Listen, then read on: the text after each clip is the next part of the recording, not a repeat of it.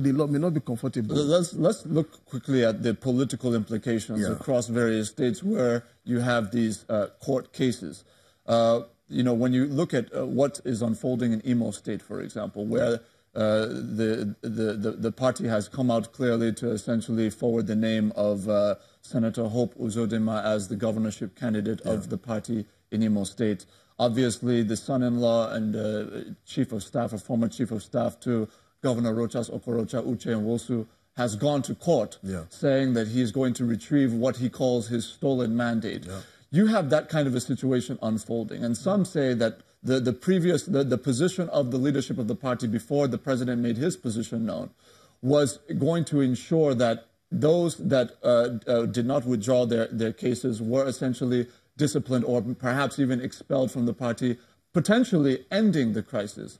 Now, with the president's position, they say that these crises could go on, and not just go on, but also impact the party's fortunes in the general elections. What are your thoughts on the idea that potentially the president's stand could have actual electoral consequences? I think by expelling members of the party out of the party will not solve the problem. Can never solve the problem. Can never end the problem. It can only complicate the problem. It complicates the problem. So the Mr. President's position is, to me, will keep the party together, not degrade the party. Because when you begin to expel everybody that are aggrieved, then you are degrading the party. You are degrading the party. So I'm sure it's just what NWC is just a threat, as far as I'm concerned. It's just a threat to whip some people on the line. I mean, it's not going to be followed through because you cannot begin to expel everybody that are aggrieved. Does that not mean, when you're saying that the NWC's position is essentially just a threat, does that not now send a signal, though, to all party members at all levels that says, look, when the national leadership of the party says something, they can't really do anything about what they're saying? I mean, is that not the signal? You say so many things, even within your family. You see so many things to put your children in line. That doesn't mean you say, I will kill you. That doesn't mean I'm going to kill your children.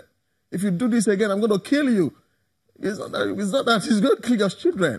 I mean, to tell you the gravity, I mean, your position on that issue, you can say such words to tell you how you care about that issue. You can say whatever words.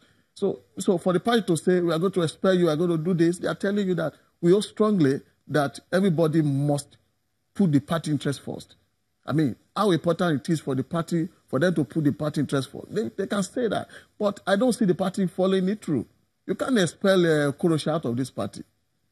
You can't expel, I mean, you can't expel Amusu out of this party. You can't. So it's, as far as I'm concerned, it's just to know the importance why they must. Fine, you cannot have a party perfect primaries. No party, even the one that doesn't have members, they don't have perfect primaries. So there will always be crisis. So how do we manage a crisis? Managing a crisis requires everybody, including the aggrieved.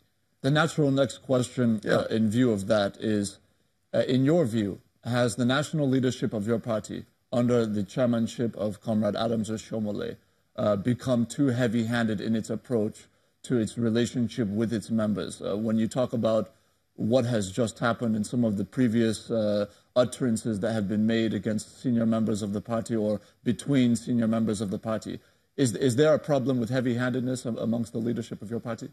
I'm not in position to judge the leadership of the party as you put the question to me. I want to believe that everybody has his own leadership approach, how they manage crisis. I also want to believe that the leadership of the party tried their best, to ensure that free and fair primaries takes place across the state. But as I said before, you cannot have a perfect primaries. There will always be crisis, and when crisis is ensued, I want to believe that at times some strategies will say use carrot and stick approach. Are you getting my point? Use carrot and stick approach. So it's just about management. Crisis management style of individuals. So I cannot. If it's working for him, if it's working for him, for the leadership, it's fine. What we want is We want the party to be together. Whatever approach you think you can use as leadership of the party to ensure that, then fine. But my approach may be different from other people's approach. So, I mean, that will not judge my approach as being the best. Ultimately, when all of these reconciliation processes are concluded and recommendations are submitted, etc., how do you see this playing out? I mean, clearly those who are in court now are going to, of course, be encouraged to remain in court until they get to a final destination. But how do you see this playing out in terms of, the ultimate outcome, in terms of the synergy within the party? The ultimate outcome will be for the good of the party, because I'm sure after the constitutional committees after they must have finished their job, a lot of people will definitely sort of pedal on their stand. I mean, to rock the boat, definitely. But we cannot have 100%, and that is my position. There's no way we can have 100% reconciliation. Some people still insist they want to go ahead, but I think that at least part of the problem will have been solved. So.